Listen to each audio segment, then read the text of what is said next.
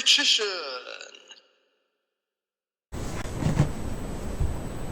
Hey YouTube, Richician84 here, and welcome to Q&A number 188.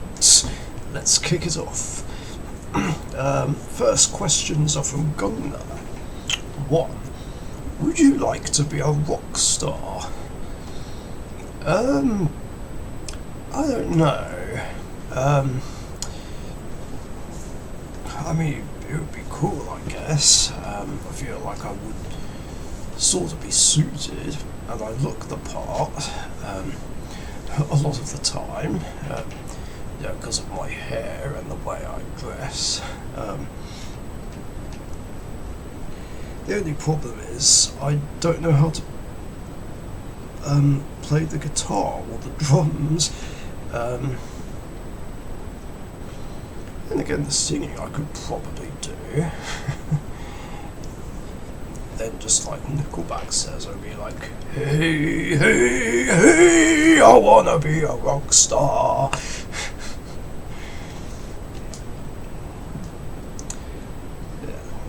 So yeah, maybe. 2. Which other trading card game are you or were you interested in?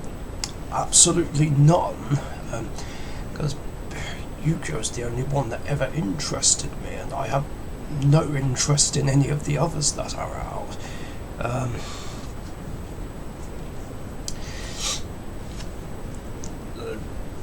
Yeah, that answers that. 3. What is your favourite Yoshi in colour? The dinosaur from Super Mario. Favourite Yoshi in colour? As in, which one? Which colour would you like him to be in a game? Yeah, like Smash Bros or something. I don't know. I mean, I'm happy with him sticking with green, to be honest. Can't really picture him being any other colour except maybe red or purple. 4. Do you know that plastic is even in the deepest points of the ocean? In the really, really deep places? Really? Even in the Mariana Trench? That would be really bad. The fact that there's even plastic in the ocean, period, is just not good. Especially when it harms marine life. I had no idea it would get to the deepest points of the oceans. God. Like, wouldn't that even contaminate everything where it is? I feel like it would. Yeah, that's not good. Then again, any sort of pollution is just really bad. People of the world, just don't pollute. Don't do that. I know not everyone does it, but to the ones who do, don't do that. You're harming the planet. 5. Would you think that for Red Eyes, the Lord of the Red should be a level 7 monster to fit better in the deck and be easier to summon? Yes, I do think that. I mean, why? Wait, is it a level 8? Hold on. Yeah, it is a level 8. I don't know why it was made a level 8 monster. I guess it was just because of that episode where that armor card was treated as a level 1. Maybe. I don't know.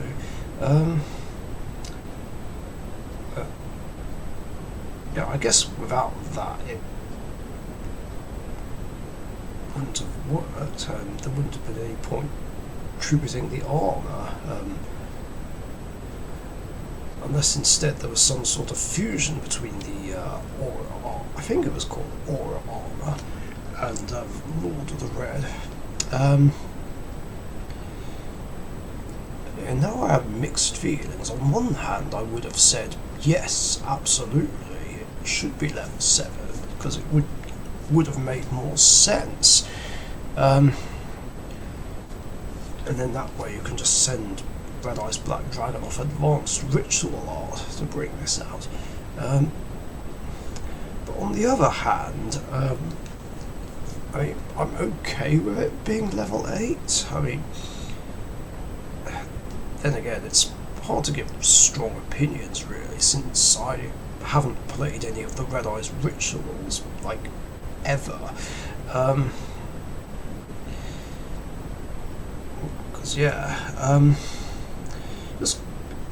I'm fine with it being level 8 just because of what I said, how it's basically combining the aura armour with Red Eyes Black Dragon, along with the fact that its effect is pretty nuts. Because what should I say? Well, both of them, which can be used on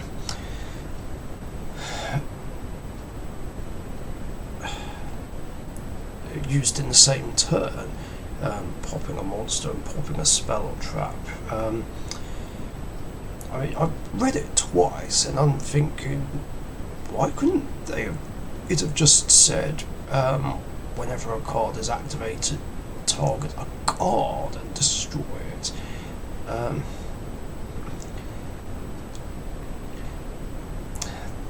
Then again, I guess maybe it was meant to be unique in some way. I don't know.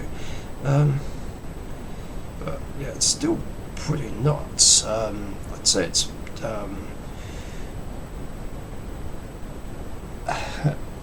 I guess in a way it's sort of a better version of Magician of Chaos.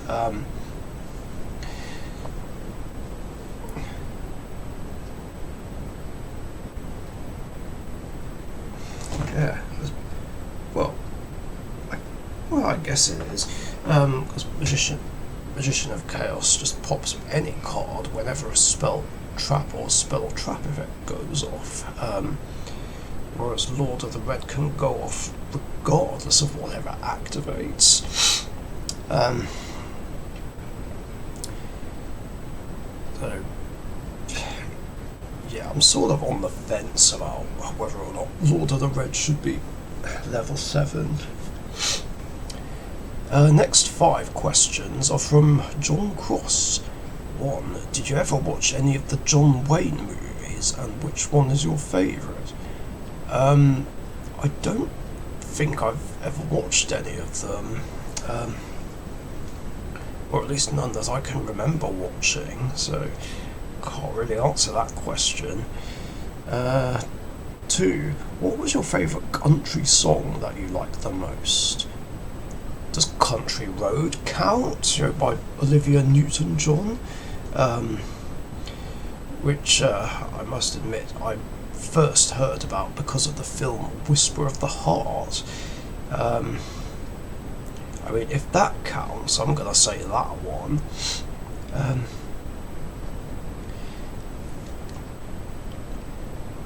Wait, actually, does Cotton Eye Joe count as one as well? That's something I'm not sure about. Regardless, I do like that song too. 3. Would you either be Godzilla or a lizard? Godzilla. Definitely Godzilla, I think. Just because he's hard to kill, so... yeah, I feel like that would be better than being a basic lizard. 4. Would you like to see Konami come out with a Sonic the Hedgehog archetype? Yes, I would. As long as there's no OTK enablers or negates or floodgates in the archetype, I would love to see that. And 5. Mud or strawberries? I don't understand what you're asking me here. Like, are you asking me what I'd rather eat or what I'd rather be out of the two. Like, again, if you're asking me would you rather questions, you need to be more specific. If you're asking if I'd like to eat either of them, I'd say strawberries, because, well, mud is just disgusting. As for what I'd rather be, again, I'm going to pick strawberries. And with that, the last two questions are from Dark Magic Couple 1985. 1. I've been re-watching the 4th season of Yu-Gi-Oh! GX, and I saw the episode today where Chancellor Shepard said whoever gets the highest score in the graduation tournament will receive an exact copy of Yugi's deck minus the Egyptian god cards. Alexis, Chaz and Cyrus all died and decided to decline it and keep that deck at Duel Academy. If one of them decided to accept that prize, which of the three should have accepted that deck? In my opinion, it should be Cyrus, because of him evolving more throughout the series and surpassing Zane and leaving his brother's shadow and becoming a powerful duelist himself, even though Chaz has become more respectful to his own deck and to respect others, including becoming friends with Jaden and the others. Boy, that was a mouthful.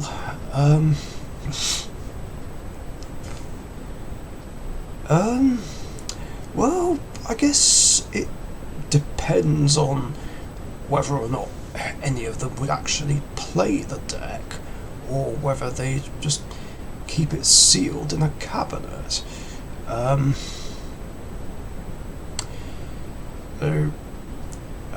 If the intention is to play it, I would say Alexis, because out of the three, she's sort of more suited for the role of anime protagonist.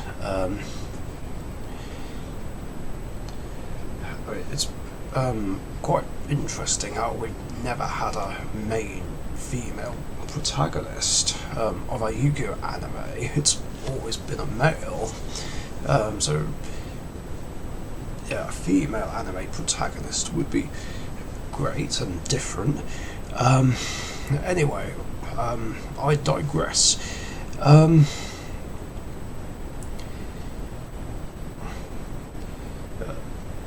Yeah, I feel like it would be more suited to her if you mean,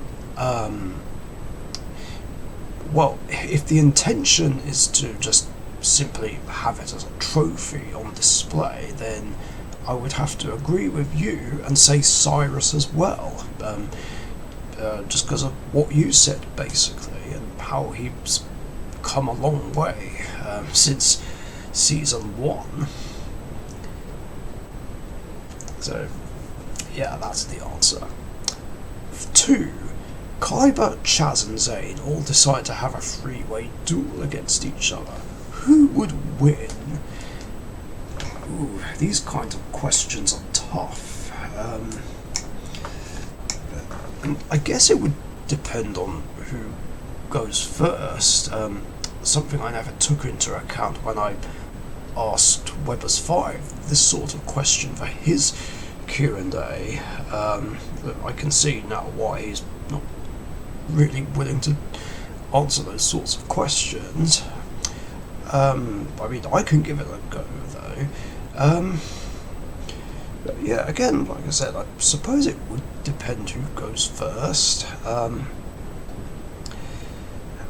mean, it wouldn't be great for Zane if he went first, because, well, he's playing Cyber Dragons, but even with Cyberdocs thrown in, I would think he would prefer to go second, or I guess in the case of the Battle Royale, last.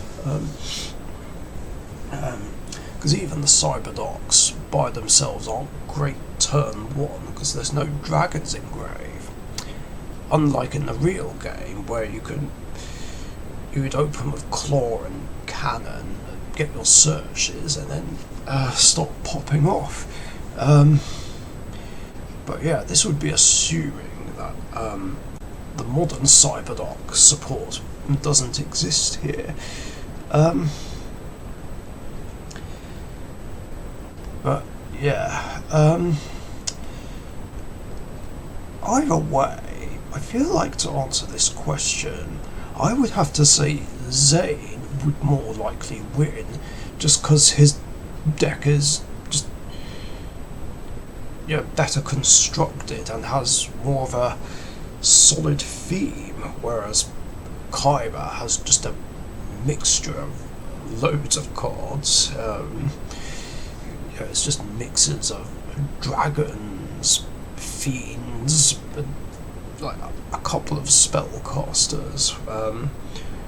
Whereas Chaz, of course, has his mixture of 3 different archetypes. The V to Z monsters, armed dragons, and Ojamas.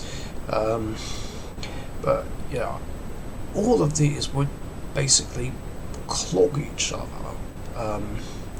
Although, because it's the anime, that problem never seems to come up for either of these guys. But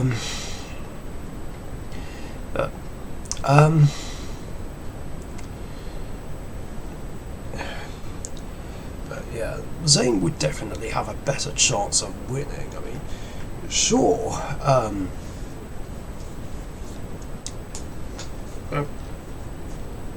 Kaiba could fight back with Blue Eyes Ultimate Dragon and Crush Card Virus, but Zane can bring out absolute powerhouses that could surpass Blue Eyes Ultimate Dragon's attack points.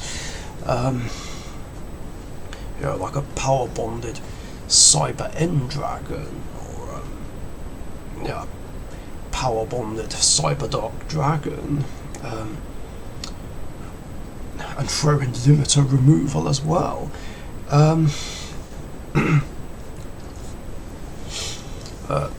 I would say Chaz would probably be the first to fall.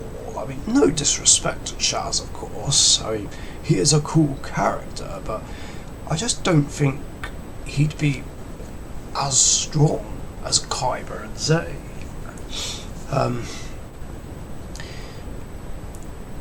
I mean, if Kaiba's able to resolve Crush Card Virus, then I'd say he would have a chance against Zane, depending on whether the anime effect is still applied or whether the real life effect is still applied, as in the pre-errata version.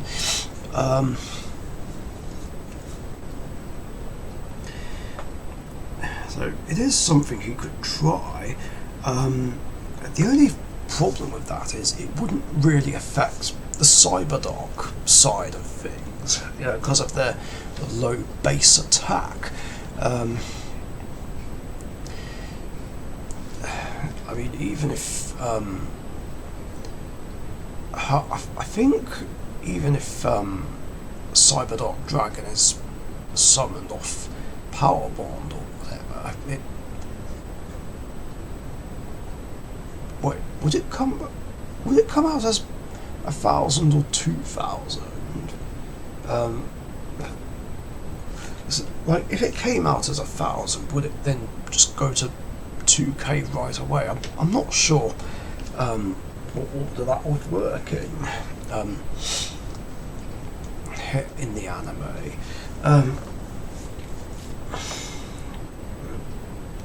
And then, of course, there's the amount of monsters powering it up to take into account.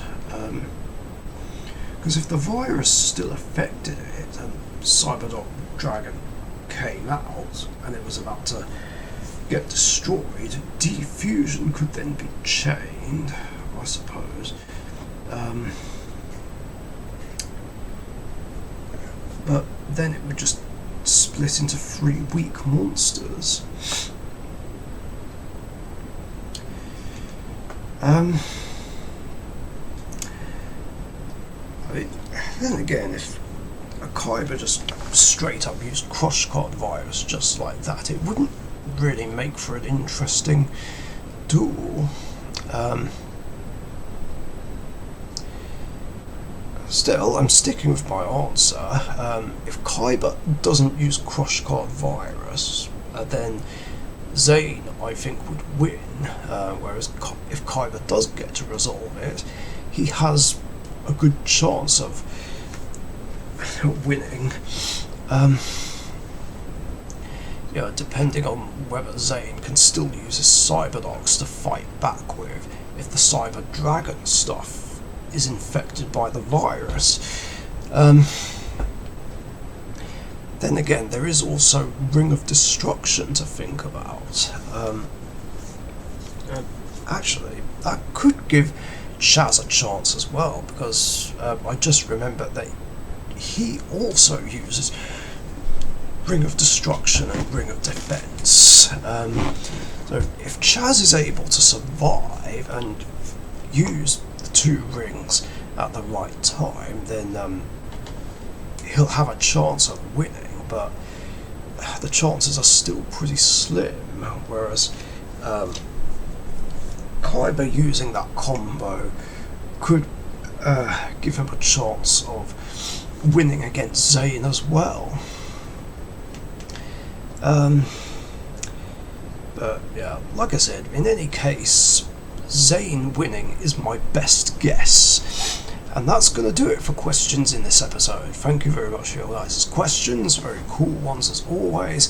And if you've got any other questions you want to ask me, post them in the comments section down below. And remember, I do these episodes every Wednesday afternoon or evening UK time, so be sure to get questions before then so that you don't miss out. Thanks again, stay safe, and I'll catch you guys later. See ya. Thank you very much for watching. Be sure to subscribe to the Richician YouTube channel.